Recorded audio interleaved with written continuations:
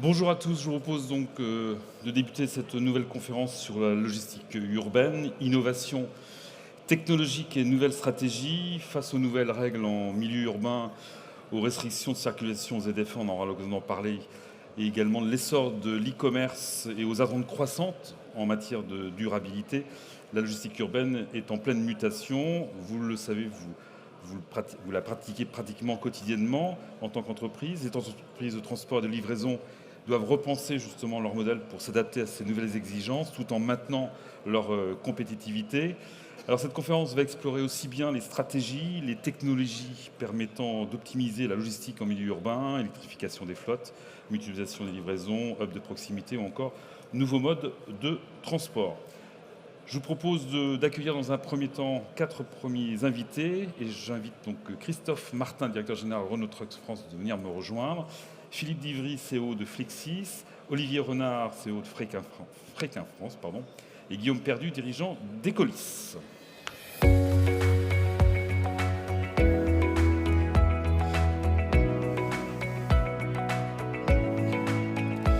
Messieurs, bonjour. Alors, la logistique urbaine, Christophe le sait, parce on en parle, on a fait déjà des conférences ensemble sur la logistique urbaine. Ici, à Solutrans, depuis quelques années, il y a des évolutions, on va en parler.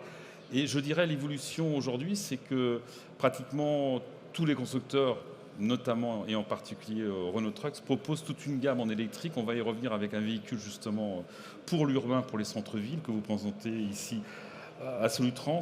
On peut dire que l'électrique répond aux capacités, notamment en autonomie pour le centre urbain. Alors venez tous sur le stand Renault Trucks, vous verrez, il y a tout. Pour... Plus sérieusement, on a la chance chez Renault Trucks d'offrir une gamme super large effectivement de produits, et on remercie Solutrans d'avoir donné l'Innovation Award à Cluster aussi. C'est un vélo cargo qui est assemblé dans notre usine de Vénissieux. Donc on a le vélo cargo, on a des véhicules utilitaires, Trafic et Master. Demain Flexis, mais je laisserai Philippe en parler beaucoup mieux que moi. On a nos gammes D et D Wide fabriquées à Blainville, on a la gamme T et C fabriquée à Bourg-en-Bresse, et toutes ces versions sont disponibles en électrique. Et on le sent, il y avait une grosse question au début de l'aventure sur effectivement l'autonomie des matériels. Aujourd'hui, c'est une discussion qui est relativement caduque sur toutes les applications.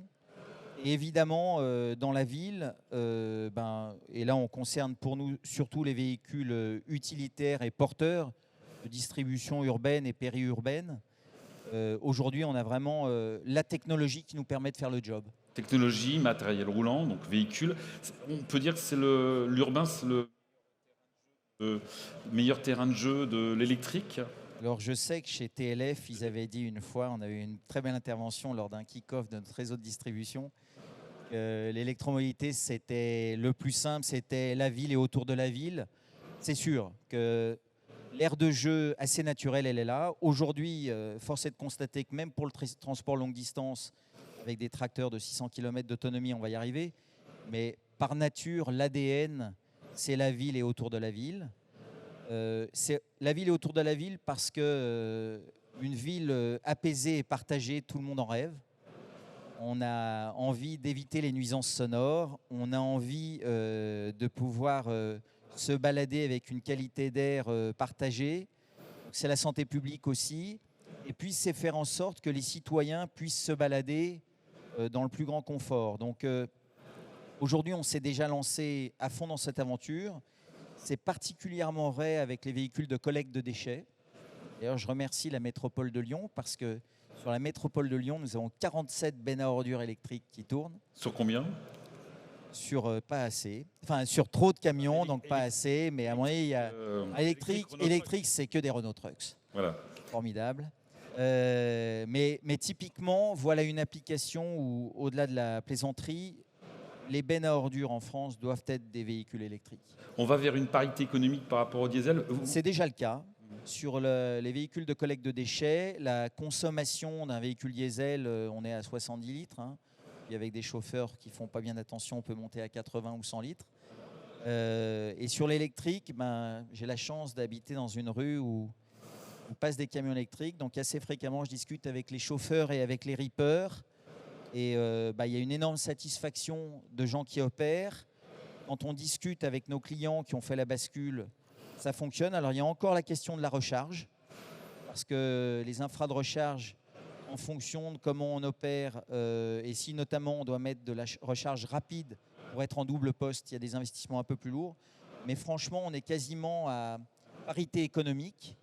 Après, sur la distribution urbaine, on est encore un peu plus cher en électrique, mais on peut, et on espère que les pouvoirs publics vont nous suivre, avoir des aides à l'usage qui demain, si on revoit les aires de stationnement, les plages horaires de livraison, on devrait être en mesure de donner un avantage aux gens qui font du transport propre, d'avoir une compétitivité.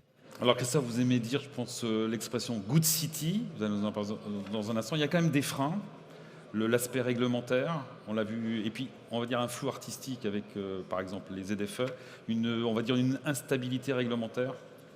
Alors bon, il ne vous a pas échappé qu'on n'est pas vraiment dans un environnement stable. Comme disait récemment un de mes amis, encore 2 premiers ministres avant Noël. Et bon, c'est sûr que ce qu'on a vécu ces dernières années avec un coup dans Zig, un coup dans le Zag, ça n'aide pas des entreprises qui veulent investir. Mais chez Renault Trucks, on a pris la décision de s'affranchir un peu de la réglementation et de dire que de toute façon, ce sont les bonnes solutions.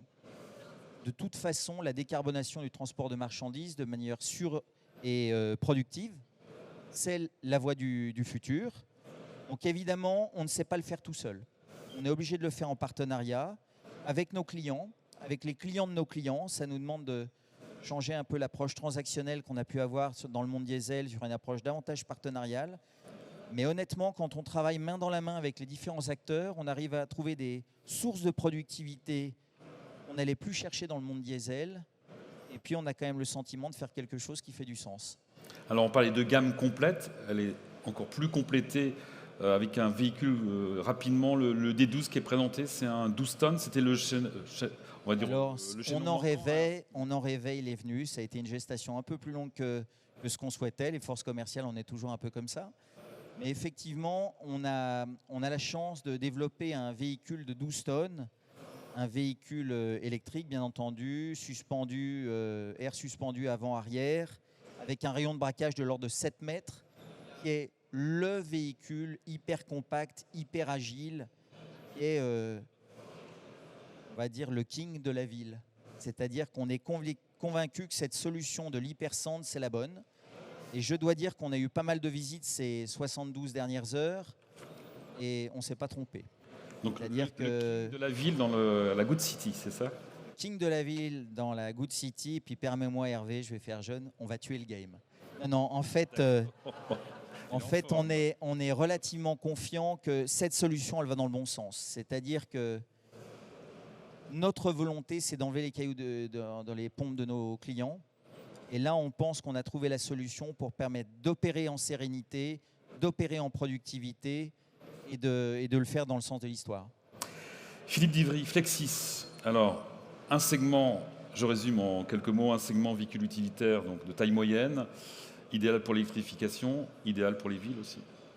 Absolument, et idéal d'un point de vue marché parce que tous les acteurs de la logistique urbaine maintenant ont une problématique d'organiser et d'industrialiser leur flux. Quand vous avez des chauffeurs qui livrent 150 paquets par jour, ça veut dire 20 paquets à l'heure, un paquet toutes les 3 minutes.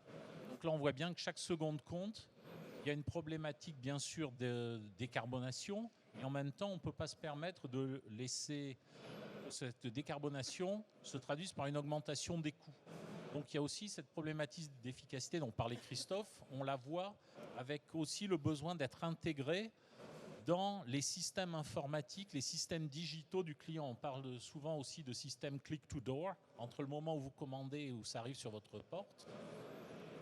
Donc nos véhicules, on les a conçus 100% électriques, ce qui permet déjà de répondre à beaucoup des défauts des générations actuelles de véhicules qui sont un peu trop chers, un peu trop lourds, avec une autonomie insuffisante. Là, nous, quand on arrive à 450 km WLTP, ça fait 600 en environnement urbain, mais à la limite, ce n'est pas important 550 ou 600. Ce qui est important, c'est que dans la tête des clients, à ce moment-là, l'autonomie n'est plus un problème. On ne vit plus avec la peur de ne pas pouvoir finir la journée. On peut finir la journée et peut-être même 2 jours même sans avoir à recharger. Donc ça, c'est déjà la première chose. Ensuite, 100% connecté. Et là, on aura une architecture électronique Software Design Vehicle qui permet vraiment de s'intégrer de manière extrêmement souple, flexible et agile dans les systèmes digitaux du client. Donc pratiquement, le véhicule devient un ordinateur sur roue.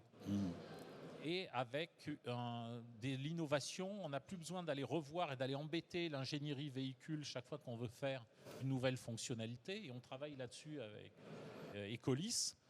On est capable simplement au niveau du cloud d'amener des innovations. Et on a quelques innovations aussi. Parce que tu l'as fait, je me sens aussi autorisé à dire venez nous voir aussi. On a quelques innovations extrêmement cool sur notre stand. Donc vous présentez 3 véhicules qu'on voit ici. Qu'on comprenne bien, Flexis, donc c'est une co-entreprise Renault, Volvo et CMA CGM, commercialisée par Renault, par Flexis bien sûr, et Renault Trucks. Pourquoi un nouveau véhicule ? C'est une globalité, une offre globale, justement ce que vous disiez pour la ville. Alors il y a 2 choses. Tout d'abord, on vient avec une plateforme qui est pure électrique. C'est-à-dire que là, on ne fait plus l'électrification d'un diesel. On a tout reconçu à partir de la technologie électrique autour de la batterie qui est dans le châssis. Ce qui veut dire qu'on a un poids à vide qui est extrêmement compétitif. On est au même poids à vide qu'un diesel. Donc on a 1,3 tonne de charge utile sur le van. On a le rayon de braquage d'une Clio. Et en plus, par rapport à un diesel électrifié, on est par rapport à un van trafic d'aujourd'hui 25 cm et par rapport à un Master 40 cm. Ce qui, en milieu urbain, permet d'être beaucoup plus manœuvrable. Et deuxième chose, sur cette même plateforme, on construit 3 modèles.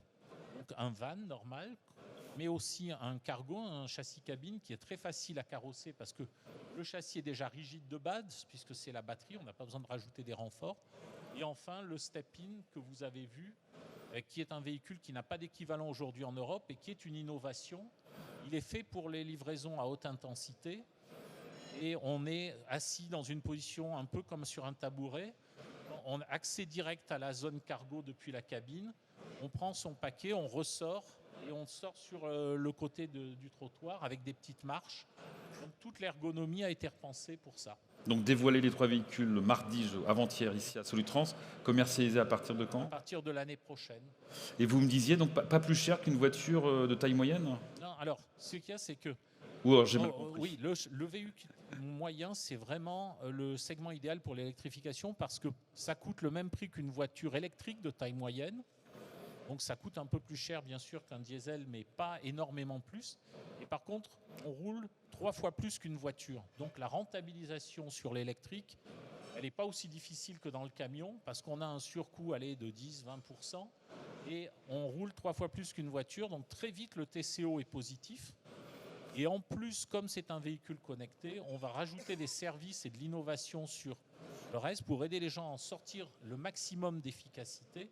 Et ça double l'efficacité par rapport à juste le véhicule électrique.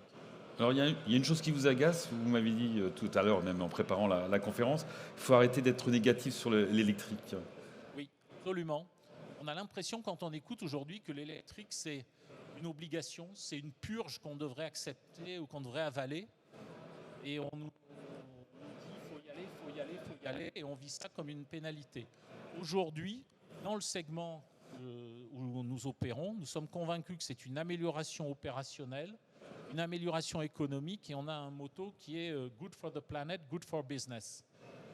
Tous les acteurs que nous connaissons de la logistique organisée, ils ont tous dans leur stratégie, on veut décarboner avant 2030, donnez-nous la solution qui soit réaliste économiquement et opérationnellement.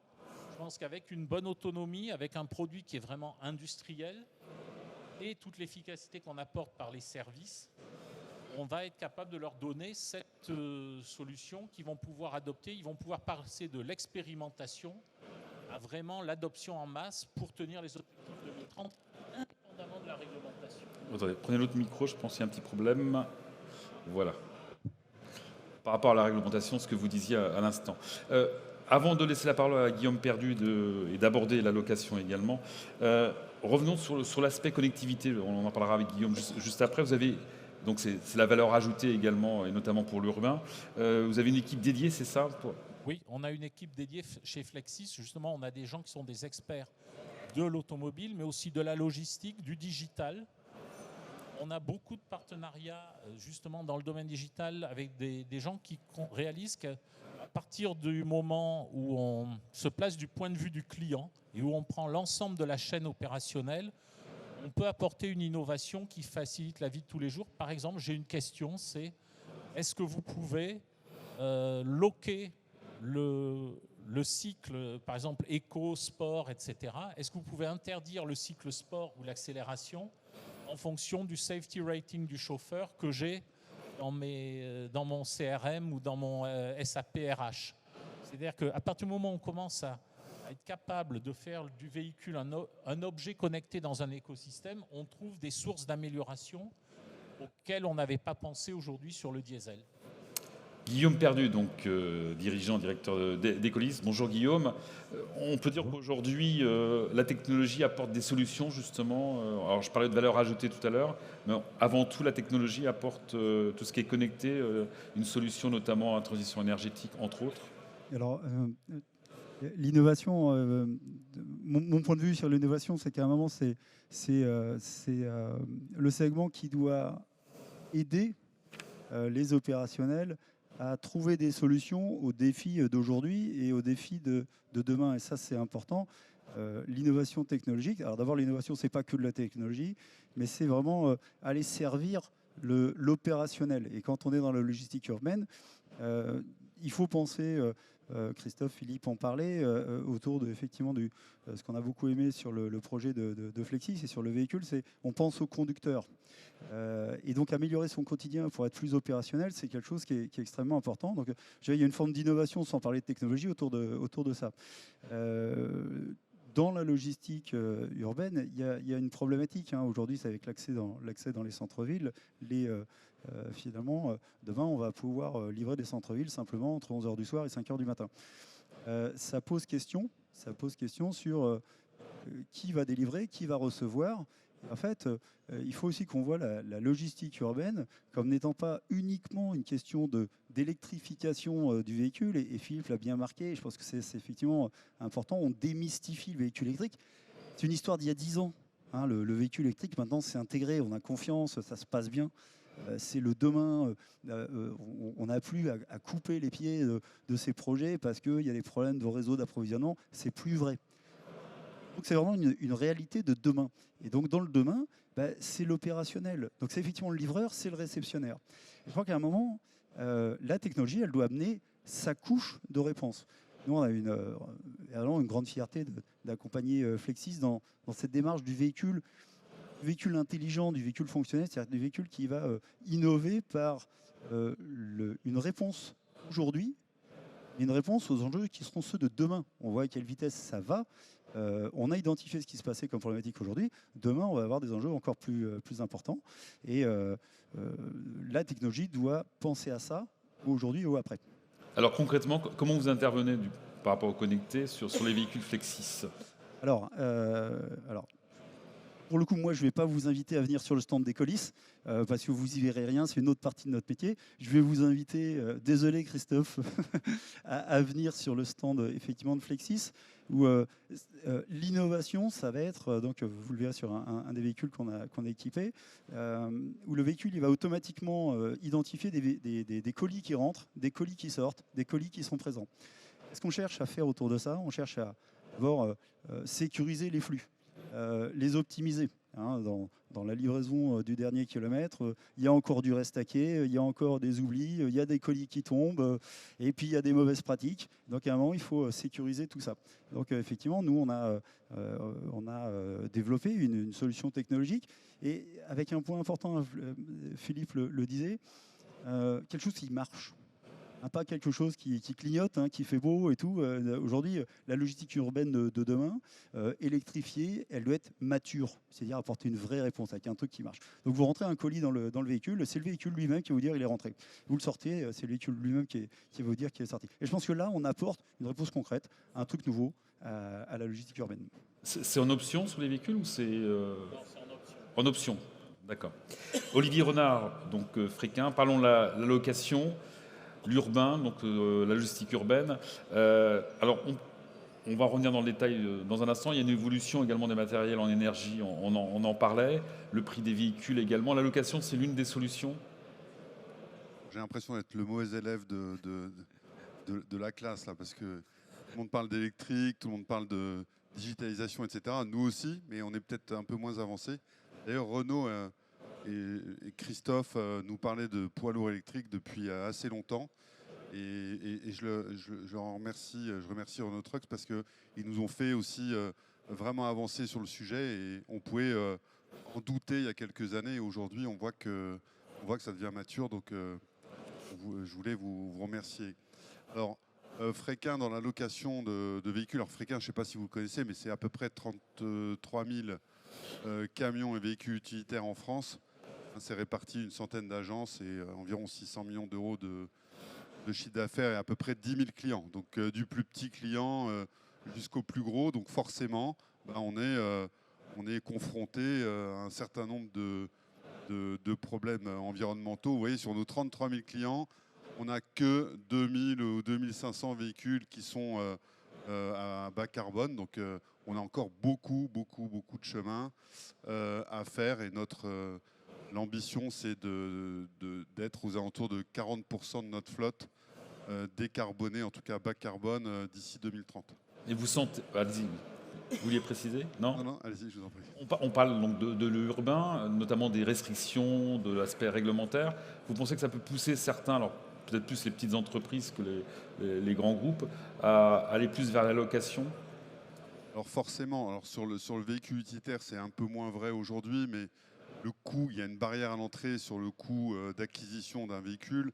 Donc je vous invite aussi à venir sur notre beau stand Fréquin, où effectivement on a beaucoup de demandes, notamment de demandes de prix, de loyer, hein, pour comparer le véhicule thermique et le véhicule électrique, parce que forcément il y a cette fameuse barrière. Et puis on parle du prix de revente. Vous savez, quand on calcule un loyer, il y a évidemment le prix d'achat, mais aussi on appelle la valeur résiduelle, c'est-à-dire à combien je vais revendre le véhicule dans 4, 5, 6, 7 ans. Et ça, il y a un vrai risque. Si vous achetez un véhicule électrique aujourd'hui, il va y avoir de changements de technologie, donc peut-être que dans 4 ou 5 ans, le véhicule ne vaudra plus grand-chose. Donc il y a une prise de risque qui est prise par le loueur, et ça peut rassurer aussi un certain nombre de clients. L'urbain, c'est également la maintenance et l'entretien différent. C'est du transport de proximité, il y a un peu plus de casse peut-être. Alors voilà, nous, si vous voulez, on exploite les véhicules qui tournent, on les achète pour nos clients et nos clients roulent.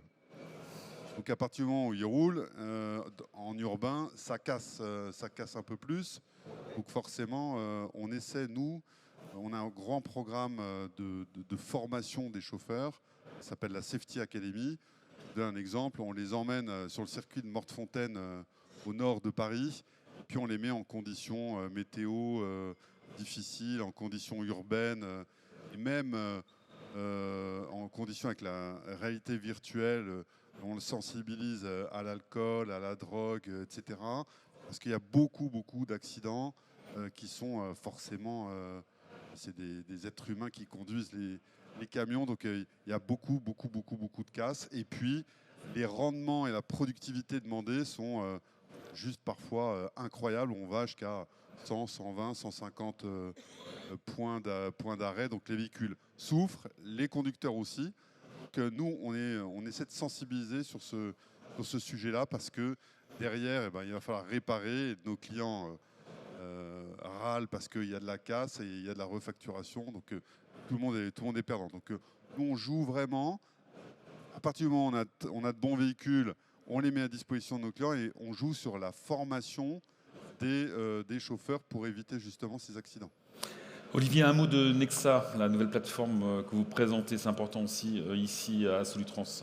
Alors nous aussi, on essaie de digitaliser l'entreprise. Donc Nexa est une plateforme avec de l'intelligence artificielle qui va nous aider, qui va être connectée en direct avec nos clients et surtout avec les utilisateurs, donc pour prévenir les pannes dès qu'il y a un voyant qui s'allume, ou etc. Donc il va y avoir des connexions en direct avec les utilisateurs et avec les clients pour justement éviter les grosses casses. Parce que chez Fréquin, c'est un service full service. Hein, on est en full service, c'est-à-dire que lorsque le véhicule est arrêté, on lui met un véhicule à disposition de remplacement. Et donc ça, nos clients, évidemment, ils sont contents d'avoir ce véhicule de remplacement, mais ils préfèrent avoir le leur. Pour éviter effectivement les arrêts successifs dus à des casses moteurs ou des casses de carrosserie, j'allais dire, eh bien, on va essayer d'anticiper ça. Et Nexa va nous aider pour anticiper tous ces problèmes. Vite, un mot rapide de conclusion. Christophe, est-ce qu'on peut dire que les entreprises de transport qui font la livraison en ville ont pas un petit peu essuyé les plates de la transition écologique, justement par ces réglementations, par toutes ces contraintes? Bon, ça va un peu mieux, enfin bien qu'on voit que les ZFE, il y a quand même... Je pense que force est de constater que quand on change un modèle qui a plus de 100 ans et qu'on a super optimisé, au début on apprend aussi en mettant parfois un genou à terre. Mais quand je regarde, nous, d'une manière générale en France, on doit avoir quelque chose comme, entre les camions et les utilitaires, on doit avoir 4 ou 5 000 véhicules qui roulent, électriques, qui ont fait plus de 50 millions de kilomètres. Ce qu'on a appris ces dernières années, c'est phénoménal. Et la courbe d'apprentissage, pour rien au monde, il faut regretter. Alors c'est sûr qu'on a cette question des clients qui achètent un matériel dont ils savent que la technologie pourra être caduque à 3-4 ans, avec potentiellement des nouveaux produits qui arriveront, potentiellement même meilleur marché. Ça donne un peu un frein à y aller en disant je suis pionnier et c'est moi qui essuie les plâtres. Alors c'est sûr, être le leader, être le premier, c'est parfois essuyer les plâtres, mais c'est aussi la responsabilité des leaders d'essuyer les plâtres, d'apprendre et de donner le là. En tout cas pour nous, une chose est claire, on continue. Et comme je le disais à la conférence de presse, même quand les vents sont contraires, on accélère. Philippe, on est sans cesse à repenser le véhicule industriel, la preuve, notamment avec Flexis. C'est pas fini, on va encore repenser le véhicule, proposer de nouveaux modèles. Absolument, et c'est pour ça que quand on a conçu notre plateforme, on a voulu être capable que le battery pack puisse changer de type de batterie ou de chimie très rapidement. Et donc quand on a décidé de passer à la batterie LFP, ça nous a pris 6 mois pour dire, bon, entre le moment où on décide et le moment où le véhicule en développement, on a intégré la technologie, ça peut aller très vite parce qu'il va falloir être capable d'utiliser, de faire évoluer les véhicules très vite au fil des progrès de batterie. Cela dit, les véhicules, on en parlait 4 ans. Aujourd'hui, c'est clair que pour rentabiliser un véhicule électrique, on a intérêt à le garder plus longtemps qu'un véhicule diesel. Le double, mais il faut bien le garder. Si on garde 3 ou 4 ans, un diesel, il vaut mieux garder 5 ou 6 ans un électrique. On va avoir plus le temps. Et parce qu'inversement, quand vous comparez un véhicule diesel, parfois au bout de 3 ou 4 ans, la mécanique, elle a souffert quand même, surtout en urbain. En électrique, beaucoup moins. Donc, comme en plus on a avec la connectivité le moyen de monitorer l'état de la batterie, on est aussi capable de dire au client, attends, ce véhicule-là, il est dans un usage particulièrement sévère, swap, fait l'interversion avec un autre pour égaliser la difficulté. Et donc, on va apprendre avec les clients, et ceux qui auront démarré tôt le feront d'autant mieux, avec nous, à optimiser d'une autre manière, parce que la technologie est différente, pour optimiser. Et une fois qu'on aura ça, il n'y a pas de problème, on saura faire une rentabilité, une efficacité économique équivalente. Pas de problème. Guillaume, en termes de connectivité, on n'est qu'au début de la connectivité dans le véhicule industriel, avec les changements envoyés avec l'urbain. Oui, bien sûr, on est au début, alors même s'il y a plein de belles choses qui sont faites, mais finalement, ce qu'il faut voir, c'est cette approche de SDV, donc Software Design Vehicle, c'est ce que je disais tout à l'heure, le besoin d'aujourd'hui, il est déjà has-been dans notre réflexion par rapport à ce qu'on va déjà avoir à faire demain et après-demain. Donc, mais après, c'est ce qui est passionnant d'abord parce que Christophe le disait, il y a un côté pionnier, c'est très chouette. En fait, c'est très enthousiasmant. Et puis, oui, faire la trace. Alors, il y en a qui vont vous regarder et puis et qui vont bien rigoler parce qu'on se plante. Ça n'empêche que si personne fait la trace, on n'y arrivera pas. Donc, nous, sur la techno, c'est à chaque fois un régal parce qu'on est encore très, très loin du bout du tunnel, ça c'est clair. Olivier, un mot de conclusion. La location, on est à un tournant, notamment avec, on parlait de l'urbain, mais surtout la transition énergétique depuis 1 an, 2 ans, 3 ans même. Oui, forcément. Hein, même sans les contraintes forcément réglementaires, on le voit, il y a une vraie volonté, il y a une volonté de l'entreprise, de nos clients, mais il y a aussi des impératifs dans des appels d'offres. Hein. Nos grands clients doivent répondre absolument avec des véhicules à carbone, donc on doit les accompagner. On doit les accompagner bien sûr sur le véhicule, mais également sur des solutions de charge, de bornes. Donc tout ça est effectivement très complexe, mais aussi, je suis assez d'accord avec vous, c'est très enthousiasmant et on prend, je pense, plus de temps avec nos clients pour étudier. Et là, notre rôle de conseil en tant que leader d'allocation longue durée de véhicules industriels, là, ça prend vraiment toute sa forme. Donc j'avoue que c'est un virage qui est pas facile, mais qui est tout à fait enthousiasmant et passionnant. Messieurs, je vous remercie. On peut vous applaudir et vous pouvez regagner vos places. Merci en tout cas.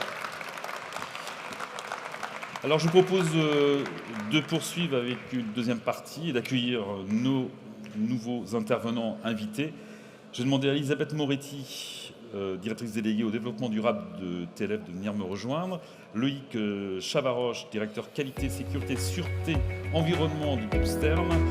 Et Hélène Tèvremont, directrice aux affaires techniques à l'environnement et à l'innovation à l'OTER. Messieurs, dames, bonjour. Bienvenue en tout cas pour cette conférence sur la logistique urbaine. Elisabeth, on va commencer par vous. On va bien sûr aborder la logistique, le transport urbain entre autres. Chez TLF, ça fait 7 ans, je crois qu'il y a une commission sur la logistique urbaine, c'est ça, hein? Exactement. C'est pas nouveau en fait. Non, ce n'est pas nouveau. Donc déjà pour resituer TLF, TLF est la deuxième organisation patronale pour le transport, tout mode de transport confondu et la logistique. On représente à peu près 2000 entreprises et c'est vrai que depuis 7 ans, TLF a créé cette commission de logistique urbaine dont Loïc Chavaroche à mes côtés est coprésident. On va en parler après. Voilà. Et donc l'enjeu de cette commission, qui est la commission dédiée au dernier kilomètre, mais pour tous les modes de transport, donc on parle un peu, pas que transport routier dans cette commission, mais de tous les modes de transport dans le dernier kilomètre, permet de travailler avec nos adhérents sur les problématiques et les enjeux de la logistique urbaine. Et TLF est bien sûr transport et logistique. C'est transport et logistique, tout à fait. Donc, dans son ADN, dans sa définition. Exactement. La logistique urbaine, donc c'est pas nouveau, hein, on est d'accord. Il y a eu vraiment une évolution, on en parlait donc sur le matériel roulant, sur la technologie des véhicules il y a un instant, dans la première partie. Sur l'organisation également des transports, du coup, il y a eu un changement, une mutation assez profonde déjà depuis quelques années. Alors, sur l'organisation des transports, disons qu'il y a de nouveaux modes de transport qui ont apparu récemment. La cyclocargologie qui n'était pas présente il y a une dizaine d'années. Pour les derniers mètres. Pour vraiment les derniers mètres. Il y a aussi, vous en parliez un petit peu à la première table ronde, il y a aussi toute cette pression réglementaire. Donc c'est des restrictions de circulation qui ont fait que comme c'est un secteur très résilient, il s'est adapté et donc a mis en place s'est adapté avec des modes de transport différents. Alors, il y a un travail quand même entre les différentes organisations et fédérations. On va revenir sur le CETELUD. Si vous faire une petite présentation, on en parlera également dans un instant avec Hélène et puis également Loïc. En 2 mots. Donc le CTLUD, c'est donc le comité technique de la logistique urbaine durable, donc acteurs économiques et acteurs publics. Donc là, vous avez les dignes représentants des acteurs économiques sur scène. Il est co-animé, ce CTLUD, par donc, 2 organisations professionnelles, donc TLF et le FNTR. Et Loïc, donc juste à ma droite, qui est coprésident de la commission logistique urbaine et co-animateur donc, du CTLUD acteur économique.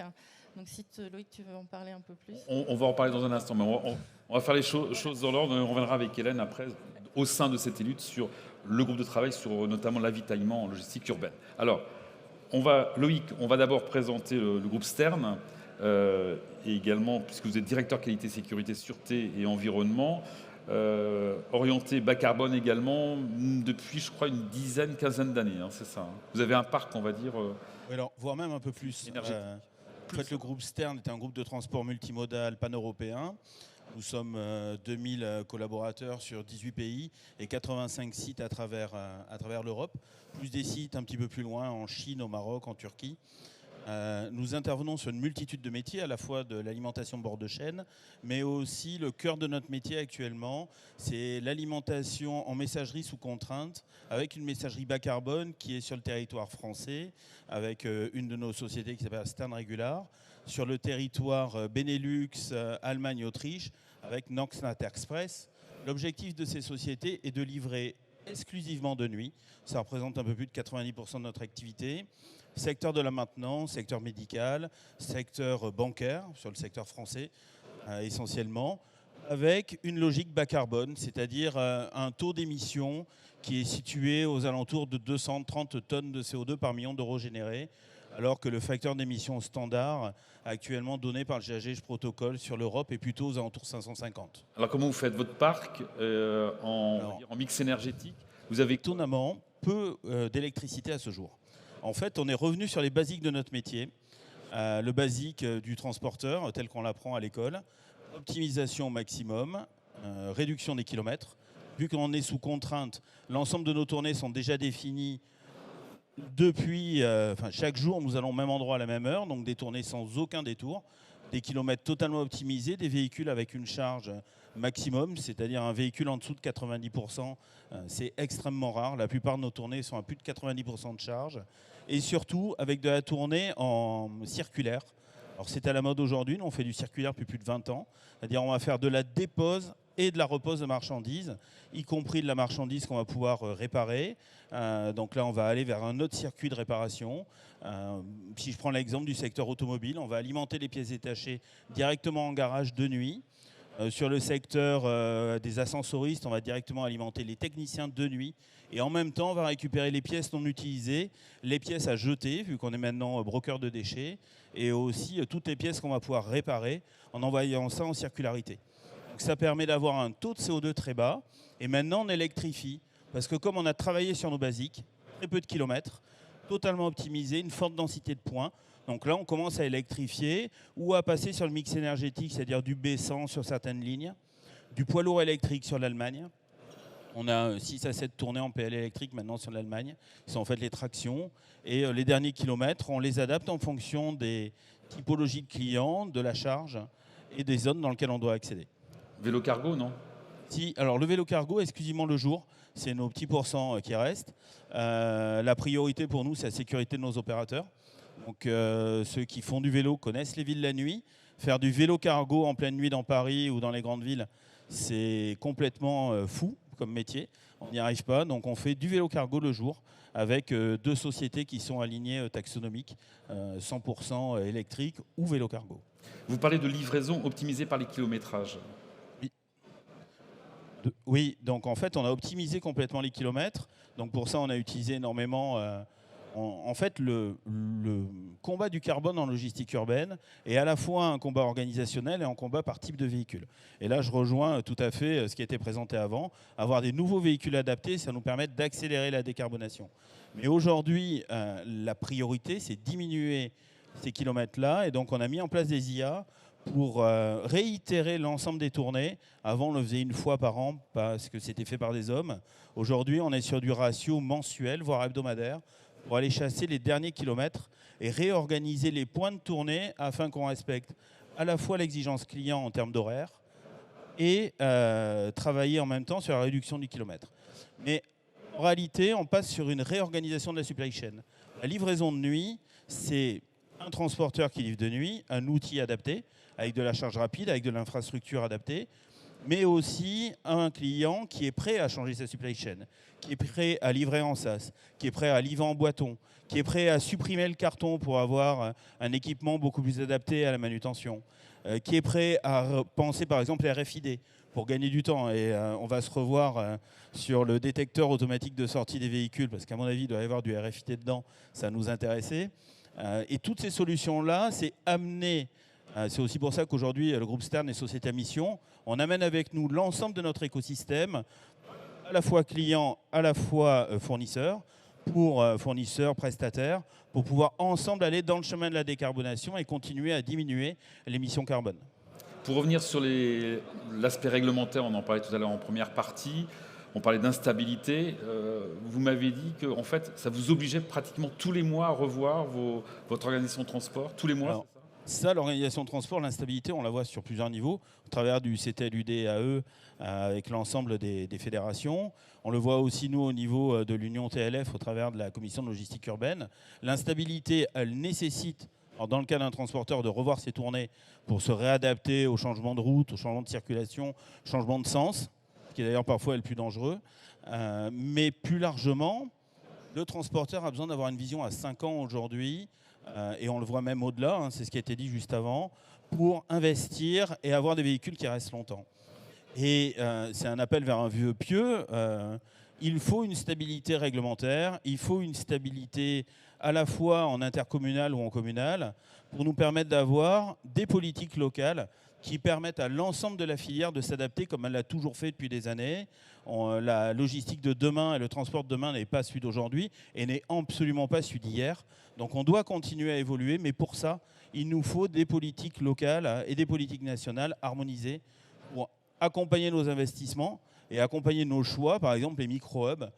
Si une zone est aujourd'hui autorisée à la circulation et devient piétonne 6 mois après, le micro-hub n'a plus aucune utilité dans la zone dans laquelle elle est. Donc cette vision-là, il faut vraiment que l'ensemble des opérateurs, acteurs publics, puissent nous accompagner dans ce schéma-là. Alors revenons sur CTLUD, on y revient, qui regroupe 30 fédérations, je crois, et organismes métiers intervenant justement en ville. On reviendra dans un instant avec Hélène sur le groupe avitaillement en logistique. CTLUD, c'est justement pour avancer sur la mutation de la logistique urbaine. Alors, la logistique urbaine, nous faisons tous partie, à la fois en tant que professionnels ou qu'usagers de la logistique urbaine. La logistique urbaine, c'est un accompagnement au développement économique des zones. On ne peut pas penser logistique transport sans passer au développement économique. Donc, il a été créé il y a quelques années, le CTLUD, acteurs économiques et acteurs publics, c'est son second pendant, où toutes les fédérations sont ensemble pour travailler et réfléchir sur les sujets de demain, proposer auprès des élus des solutions, telles que va en parler Hélène, sur l'avitaillement, d'autres sujets, la multimodalité et autres, pour pouvoir amener un plus de dialogue et un plus d'harmonisation. Toujours dans la même logique, nous devons travailler tous ensemble, fédération de chargeurs, fédération de transporteurs, à la fois que ce soit en froid, ils n'ont pas les mêmes problématiques qu'en sec, qu'en général cargo, la marchandise dangereuse, le bâtiment, les travaux publics. Et ce n'est qu'en travaillant ensemble au travers du CTLUD, maintenant nous avons même la cyclo-logistique dans le CTLUD, acteur économique, que nous allons vers ce dialogue et cet échange. Les Jeux Olympiques de Paris, et on en parle dans le document qu'a créé, le livre blanc qu'a créé TLF, c'est vraiment l'exemple de l'échange et du dialogue. Au travers de cet échange et de ce dialogue, on a transformé une situation extrêmement complexe, jamais vue, des Jeux Olympiques en plein centre-ville, en un véritable succès. Il n'a manqué de rien dans Paris. L'ensemble de l'organisation a reçu sa marchandise dans les temps. Même quand il y a eu des soucis techniques, on a réussi à toujours livrer grâce aux acteurs professionnels, à la fois les fournisseurs de véhicules et autres. Et ce schéma-là, il nous montre qu'il n'y a qu'un seul mantra à avoir, la concertation. Et le CTLUD, comme l'Union TLF, et comme l'ensemble des fédérations, travaillent dans cette idée-là. Les JO, par exemple, on en avait parlé déjà il y a quelques mois, ont changé quoi, par exemple, en termes de un ou deux exemples en logistique urbaine, ont permis, en tout cas, d'évoluer sur quels critères? Alors, c'était C'est un ensemble, peut-être. c'est un ensemble en fait. Les Jeux Olympiques, c'est créer des zones d'interdiction, de stationnement, des zones de restriction de circulation. Il a fallu créer une multitude d'outils. Je pense qu'on y a tous participé sur les différents outils qui ont été créés, à la fois depuis des QR codes, essayer de savoir qui pourrait rentrer dans telle ou telle zone. Et c'est ce travail-là de concertation qu'on doit garder. Parce que les futurs Jeux Olympiques 2030 sont en train d'arriver, on aura besoin de concertation.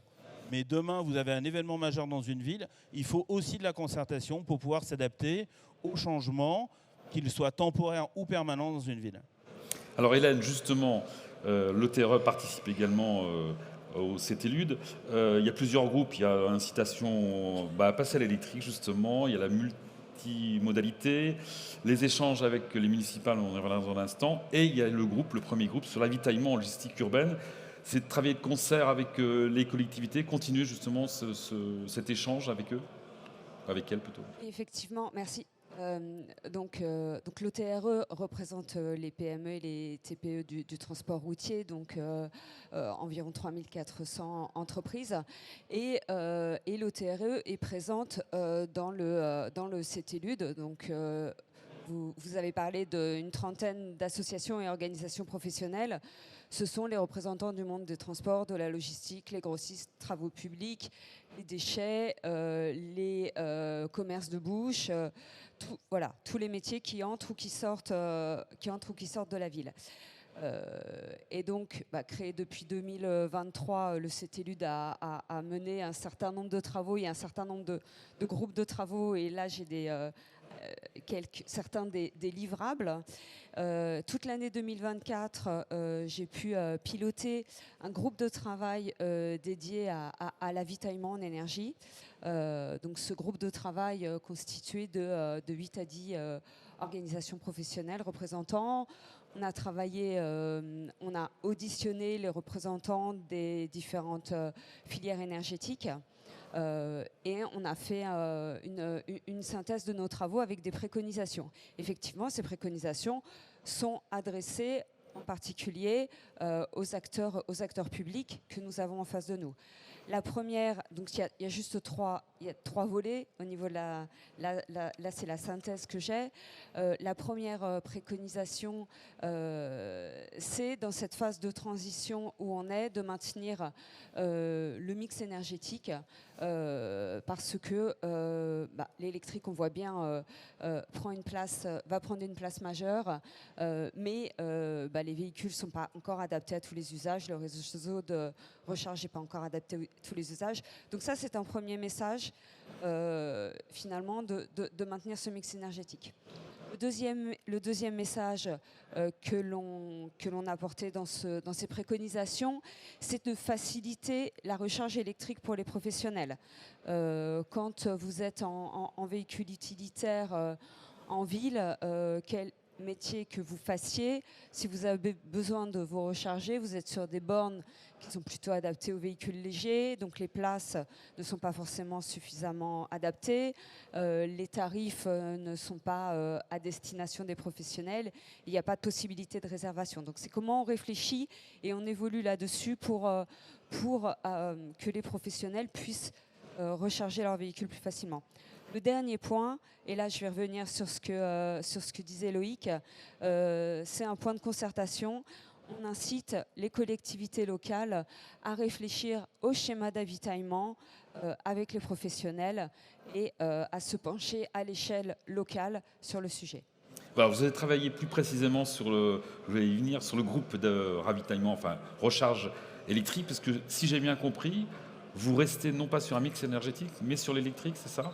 Alors, donc ça, ce que je viens de présenter, c'est les travaux que le groupe de travail avitaillement a fait.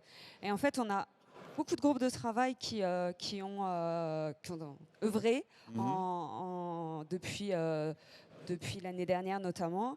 Et il y a un groupe de travail qui s'est penché sur comment aider les entreprises, les inciter à aller vers l'électrique qui prend tout son sens en ville par rapport aux différents aspects de pollution. Donc ça, c'est un deuxième rapport. Comment créer un environnement incitatif? Et donc là, on invite les collectivités locales à travailler sur les règles de circulation et de stationnement aussi pour aider les véhicules. On invite aussi à favoriser l'électrique dans l'achat public quand c'est possible. Et puis, on a des recommandations à l'attention des acteurs publics, des recommandations fiscales et extra-budgétaires adressées en fait à l'ensemble de l'écosystème. Ça, c'est 2 groupes de travail et il y en a d'autres. Vous n'avez pas répondu à ma question, donc je vais la poser à Loïc. On est bien sur l'électrique et pas sur un mix énergétique dans ce groupe de travail? Alors, non, on parle d'un mix énergétique. L'électrique est complexe en termes d'avitaillement, et c'est le sujet, entre autres, des IRVE, les installations de recharge des véhicules.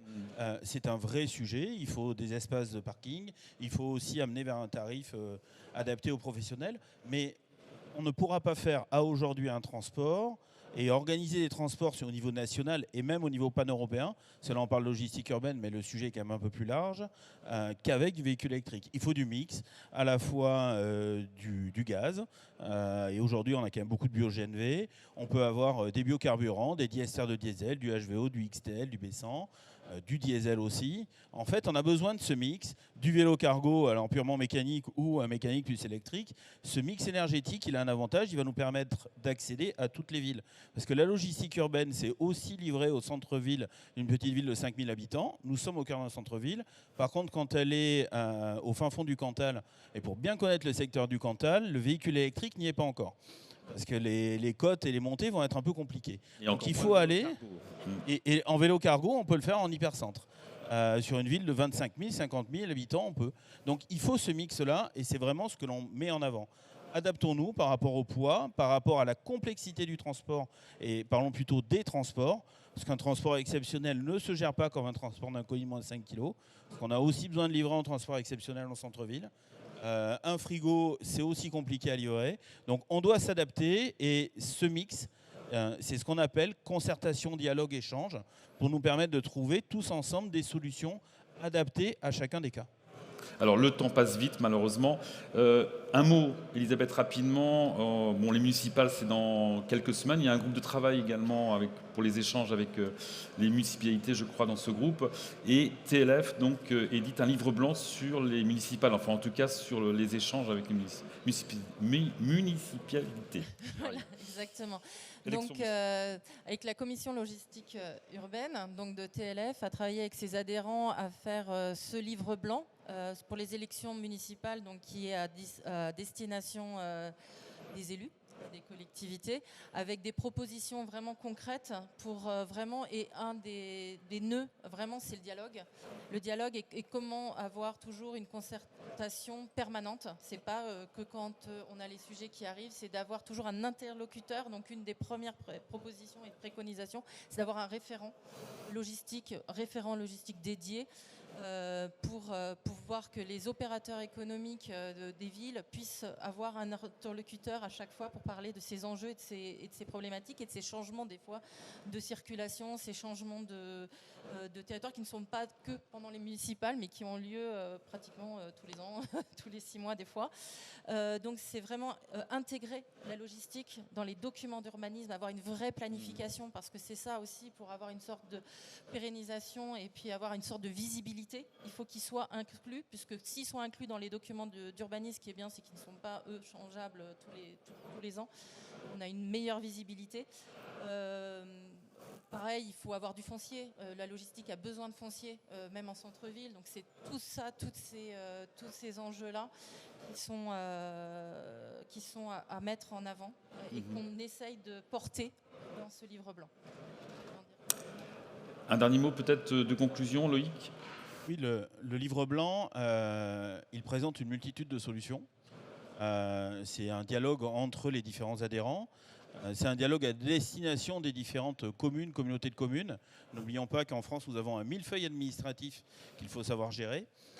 Et penser la logistique de demain, elle se pense aujourd'hui. Et celle quasiment d'aujourd'hui, on l'a imaginée il y a 5-6 ans. Alors, heureusement, les différents fabricants de véhicules évoluent et nous donnent des nouveaux véhicules et ils adaptent en permanence les parcs. Mais il faut aussi que l'ensemble des communautés urbaines n'oublient pas que la logistique est un allié au développement économique et doit intervenir à la fois pour livrer la vente par correspondance directement auprès des personnes, mais aussi tout le secteur du magasin, les magasins de bouche. Et elle intervient grandement dans la création de valeur au niveau de la France. Donc restons dans ce dialogue-là, dans cette concertation, prenons des échanges clairement anticipés. On l'a vu dernièrement avec des nouvelles décisions qui étaient peu ou pas anticipées dans certaines villes et sur lesquelles il y a eu un rétropédalage et surtout des grosses difficultés pour les transporteurs et logisticiens pour s'y adapter, avec des impacts aussi économiques dans certains cas. Donc dialoguons, échangeons et préparons-nous déjà aux nouveaux challenges que nous allons avoir dans les prochaines années. Belle conclusion. Merci en tout cas, on peut vous applaudir. Et je vous invite à rester là pour la prochaine conférence. Et on vous tient à disposition le guide. Voilà, d'accord, si vous voulez. sur le stand. Le stand TLF est même là. Merci en tout cas à vous tous. Je vous invite à rester ici pour la prochaine conférence organisée par Michelin. Merci.